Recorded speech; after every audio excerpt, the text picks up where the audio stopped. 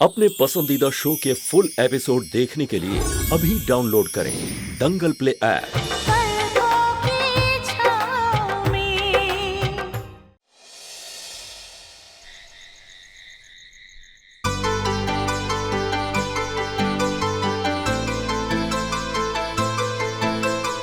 हरे कृष्ण हरे हरे हरे राम हरे राम।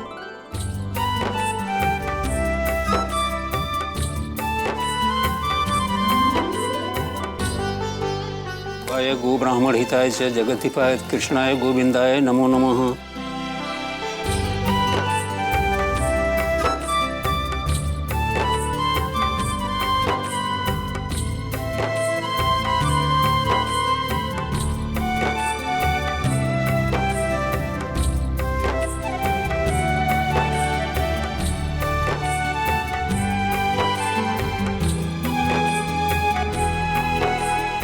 भोग का प्रसाद ले आइए।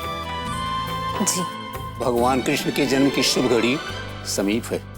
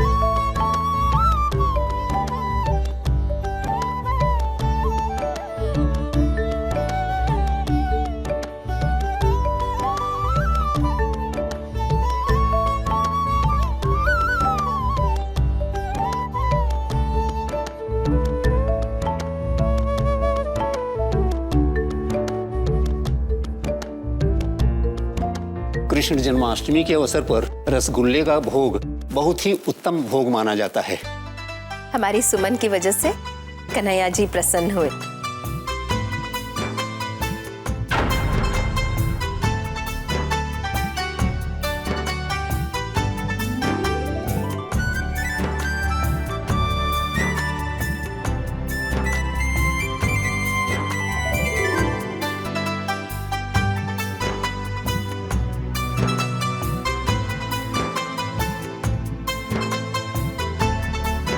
ठाकुर साहब, अब घर की बड़ी बहू आके आरती करें।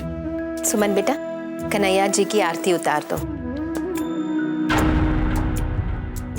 पारो, एक भजन भी गा दो। हाँ जी माँ।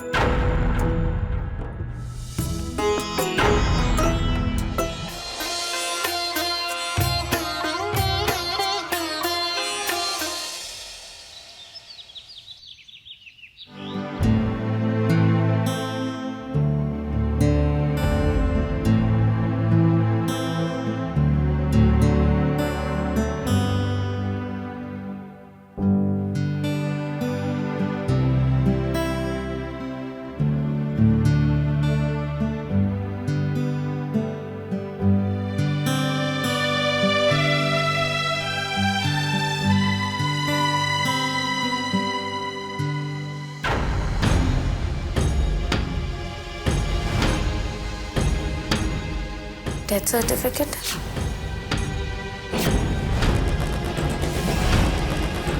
बड़े भैया की ठीक 1 साल पहले आज ही के दिन डेथ हुई थी।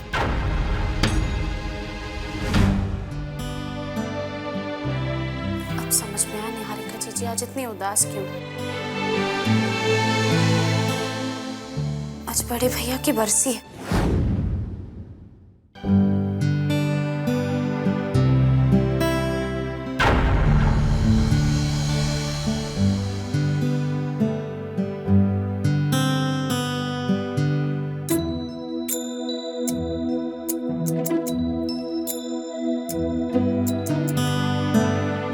सुमन,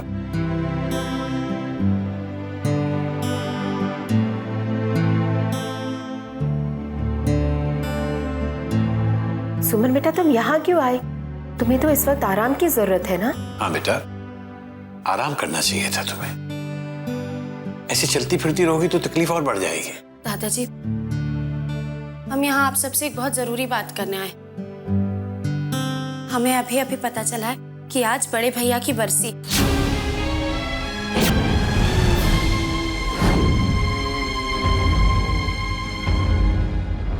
पापा जी और निहारिका जी ने हमसे ये बात इसीलिए छिपाई क्योंकि वो हमें खामखा परेशान नहीं करना चाहते थे। अब समझ में आया। सुबह सुबह त्रिभुवन बाहर कहाँ चला गया? जरूर मंदिर गया होगा। क्या आप लोगों को नहीं लगता है कि अब जब हमें सब कुछ पता चल गया है तो हमें शांति पूजा करवा लेनी चाहिए? बिल्कुल करवानी चाहिए। विक्रम इस घर का बड़ा बेटा था।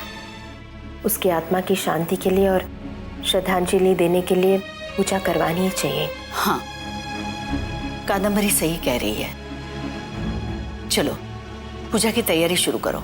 आप चिंता मत कीजिए दादी, मैं और करण मिलकर सारी तैयारियां कर लेंगे।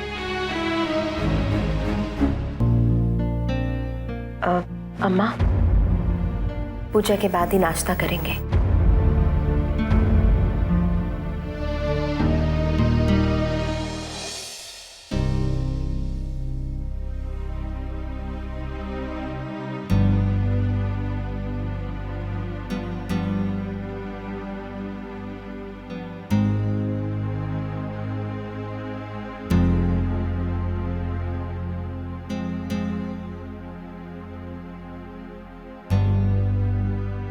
तुम यही बैठो, रसोई हम संभालते।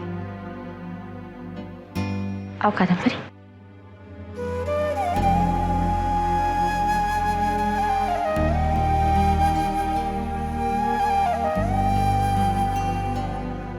आइए पंडित जी, आइए।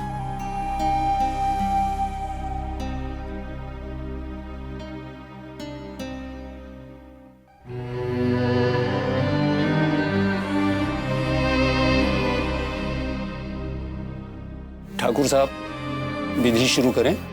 जी बस पंडित जी 1 मिनट, वो मेरा बेटा त्रिभुवन आ रहा है।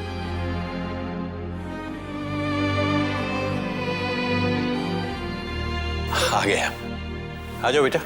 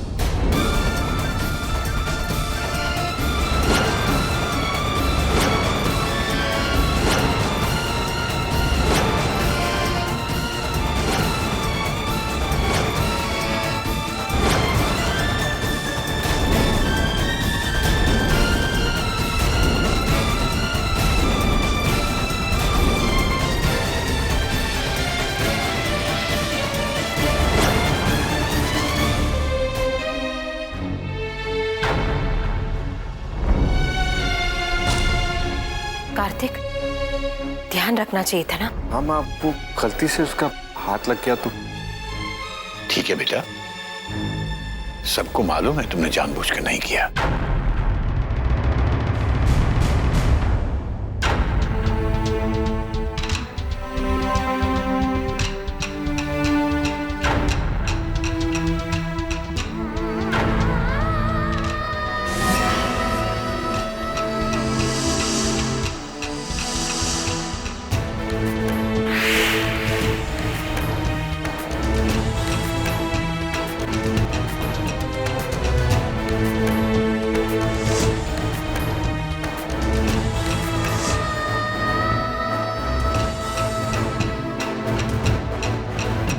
ये क्या हो रहा है मुझे? क्यों मैं आज खुद को अधूरा महसूस कर रही हूँ।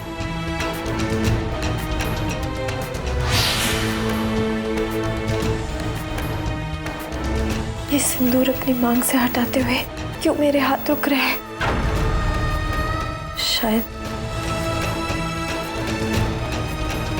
शायद ये भगवान का इशारा है।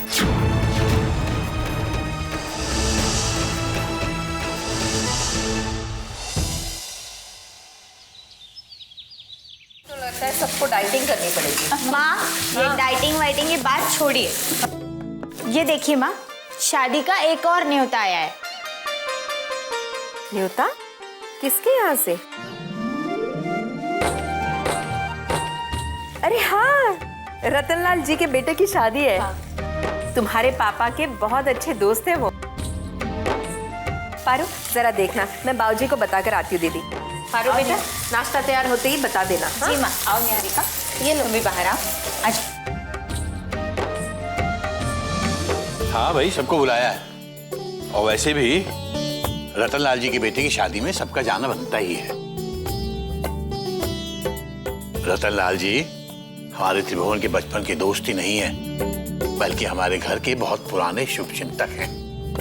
और उस दिन मिल गए थे तो बोल रहे थे हमारे घर की बहुओं से मिल नहीं पाए हैं, तो इस बहाने सुमन, पारो और निहारिका से मुलाकात भी हो जाएगी उनकी। बेटा, तुम दोनों भी जरा ऑफिस से जल्दी आ जाना, जाना है उनके यहाँ। जी दादाजी।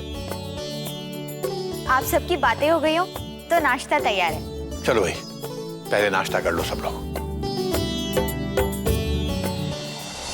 क्या हुआ? तुम परेशान हो? हाँ कार्तिक जी, हमें बहुत डर लग रहा है। सुबह से हमारी दाईं आंख फड़क रही है। ऐसा लग रहा है जैसे कुछ बहुत बुरा होने वाला है। सुमन, तुम भी कैसे वहम पाल लेती हो? अरे ऐसा कुछ नहीं होता है।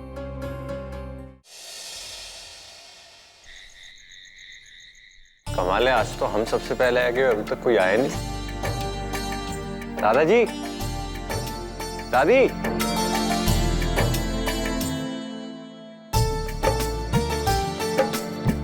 क्या बात है बेटा, आज जल्दी तैयार हो गए तो सारे घर वालों को बता रहे हो कि हम सब लेट हैं?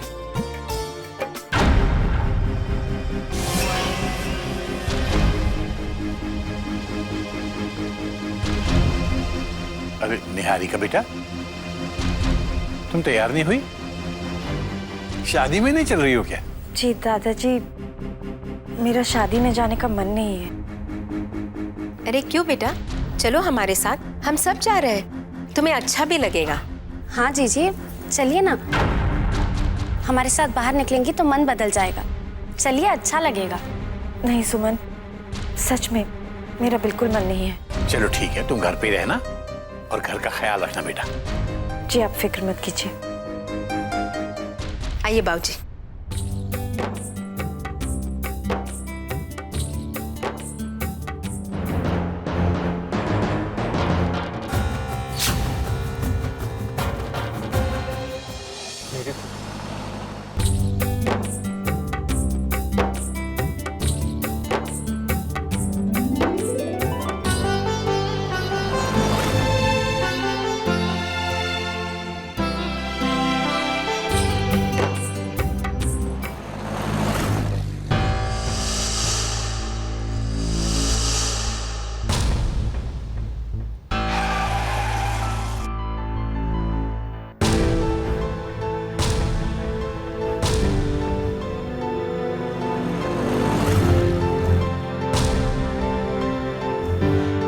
मैं देखता हूँ।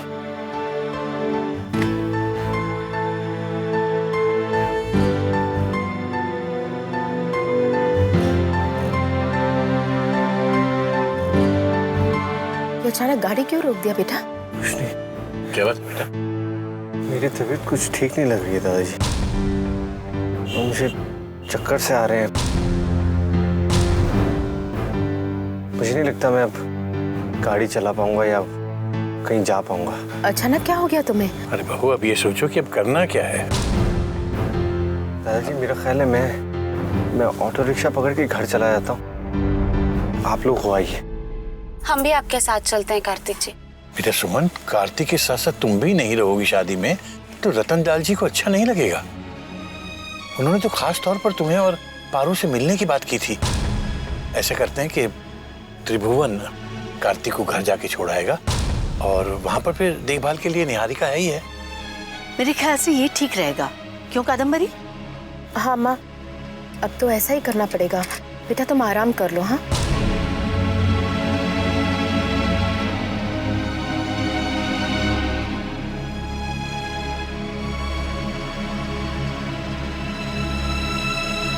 दे, मैं रिक्शा पे घर छोड़ के आता हूँ इसको। आप लोग आराम से रहना।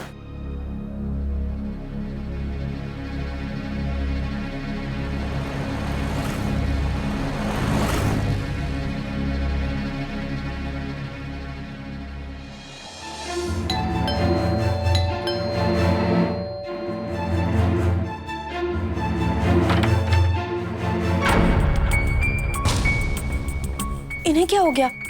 घर से निकले थे तब तो ठीक थे। कुछ नहीं बेटा, बस वो थोड़ी थकावट हो गई होगी। क्या है, पिछले दिनों इतना कुछ हुआ घर में, फिर ऑफिस का भी काम, तो बस थोड़ा आराम करेगा, ठीक हो जाएगा। चला जा। हाँ, चलिए।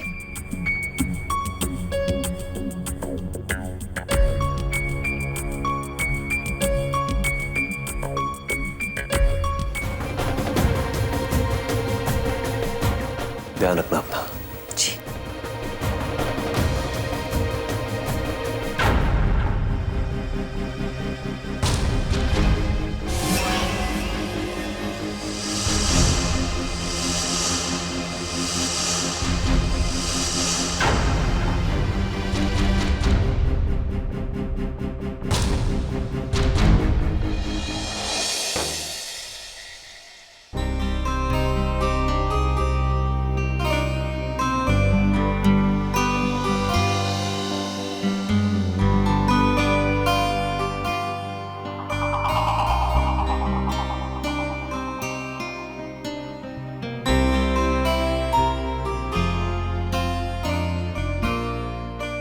जी।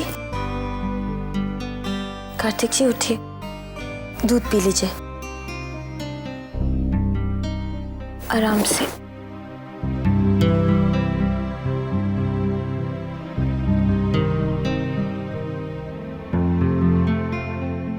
ये लीजिए, दूध पी लीजिए।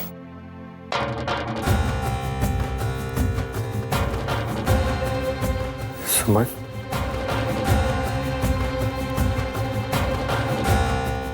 हाँ, हम सुन।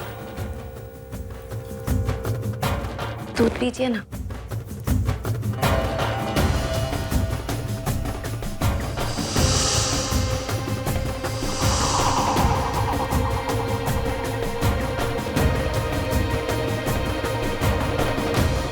मुझे बहुत अच्छा लग रहा है कि तुम यहाँ हो मेरे पास।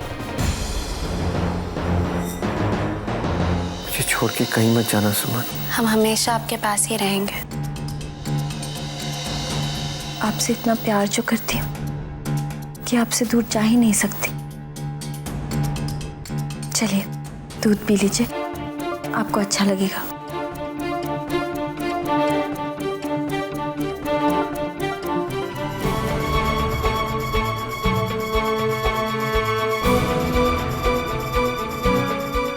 दीजिए।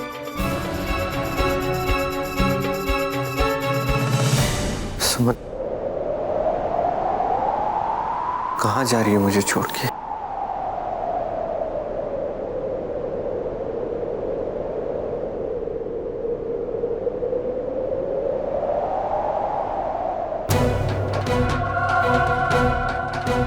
तुमसे बहुत प्यार करता हूँ सुमन, सबसे ज्यादा।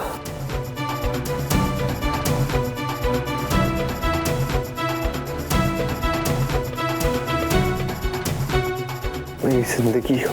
मैं आपको छोड़कर कहीं नहीं जाऊंगी कार्तिक जी, कहीं नहीं।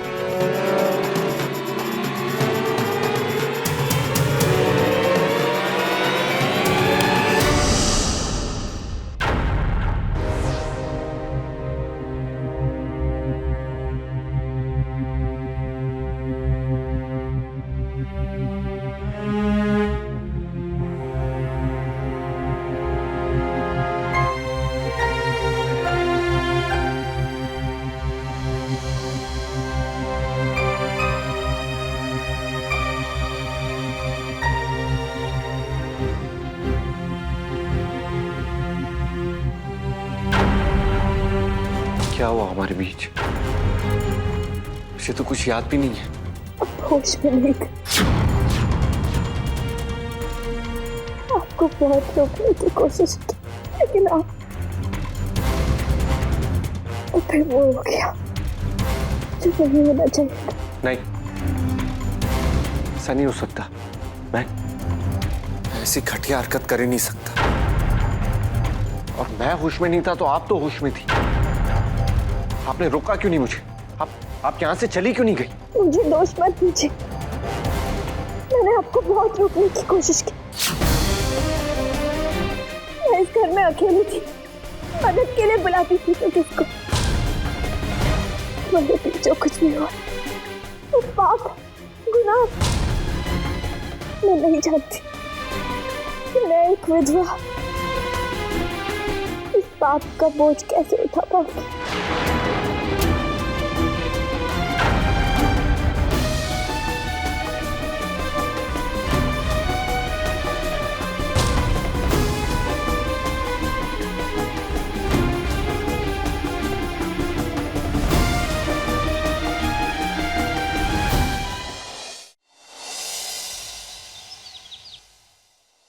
Happy anniversary.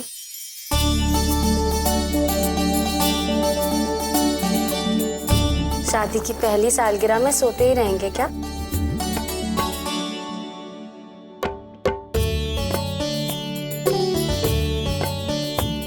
Thank you. ये लीजिए। अरे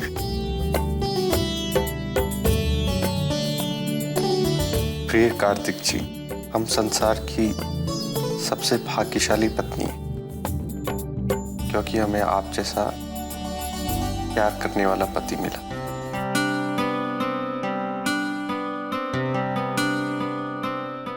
हमारे जीवन को खुशियों से महकाने का बहुत बहुत शुक्रिया। हमने ईश्वर से हर जन्म में आपको ही पति के रूप में मांग लिया है।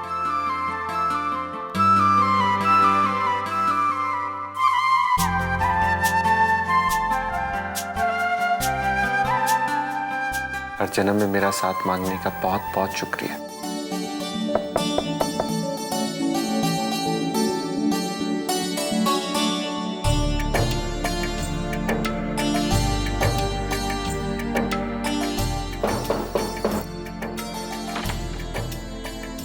शादी की सालगिरह मुबारक हो बेटा।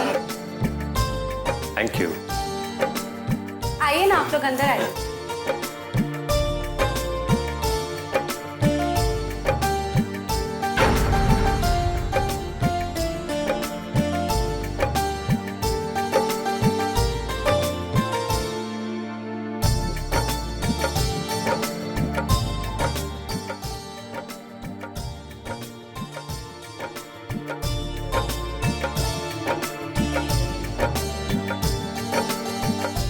भगवान तुम जैसा बेटा बहू सबको दे।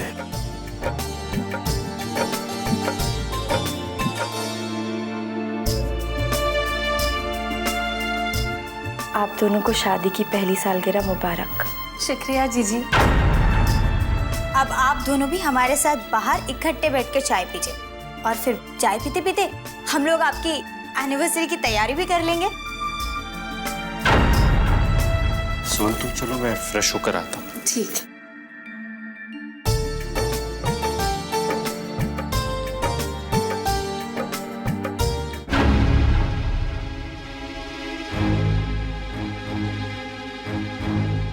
कार्तिक जी, आप ये मत समझिएगा कि मैं आपकी शादी की सालगिरह की खुशी में कोई खलल डालना चाहती हूँ।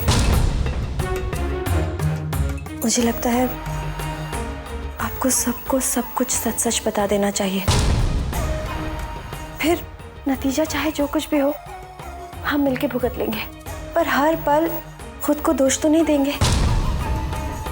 मुझे जो कहना था मैंने कह दिया। अब जो भी फैसला है वो आपको लेना है। अगर आपने सबको ये बात नहीं बताई तो मैं नहीं जानती मैं क्या करूंगी, लेकिन पाप के इस बोझ के तले मैं नहीं जी पाऊंगी, घुट घुट के नहीं जी पाऊंगी मैं कार्तिक जी।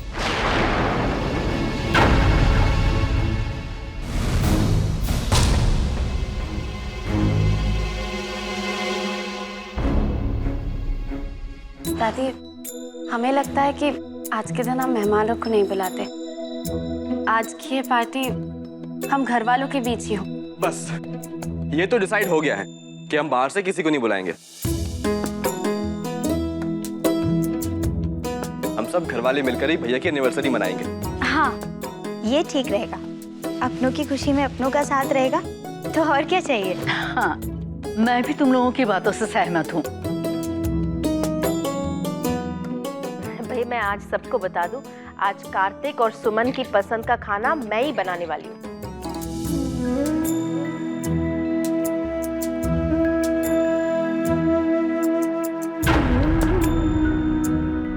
अरे भैया,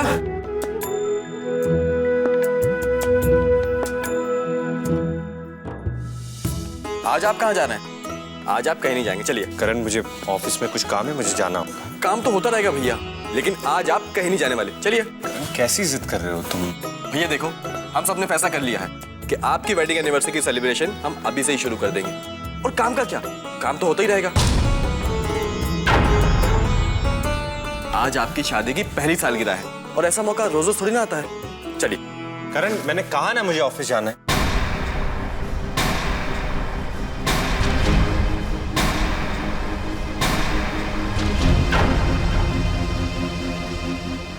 करण जी,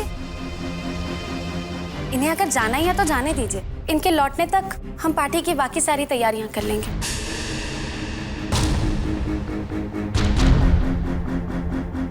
ठीक, जाइए।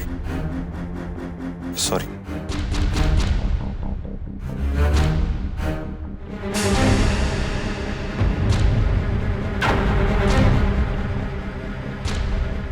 पता नहीं कल से इनके मूड को क्या हो गया। कभी कभी कहीं खो जाते हैं, कभी डांट देते हैं। पता नहीं भैया के दिमाग में क्या चल रहा है।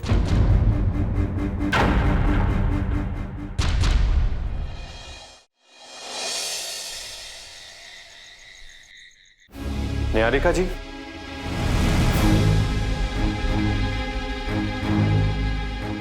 यहाँ तो नहीं है।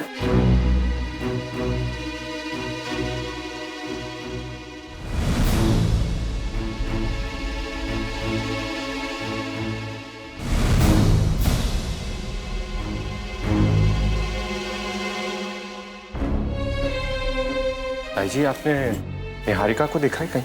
निहारिका? वो तो अभी अभी बाहर चली गई।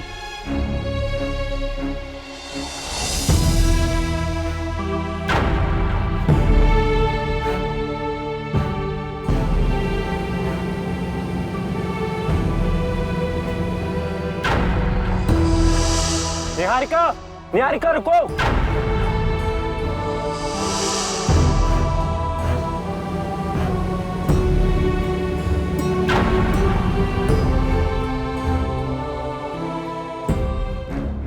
निहारिका, कहाँ जा रही हो अकेली? चलो गाड़ी में बैठो। कार्तिक जी, मुझे जाने दीजिए। निहारिका, मेरी बात सुनो, बारिश हो रही है। मुझे जाने दीजिए प्लीज। निहारिका, मेरी बात सुनो, कार में बैठो। चलो।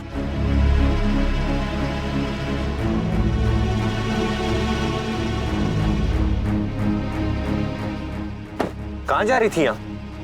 घर पे आपने किसी को कुछ बताया भी नहीं। कार्तिक जी, मैंने वो घर हमेशा के लिए छोड़ दिया। हर पल ऐसा लगता है कि मैं एक झूठ के साथ वहां जी रही। मेरी जिंदगी एक कश्मकश बनकर रह गई है। को सच्चाई बताए बगैर मुझसे वहां नहीं रहा जाएगा। और दूसरी तरफ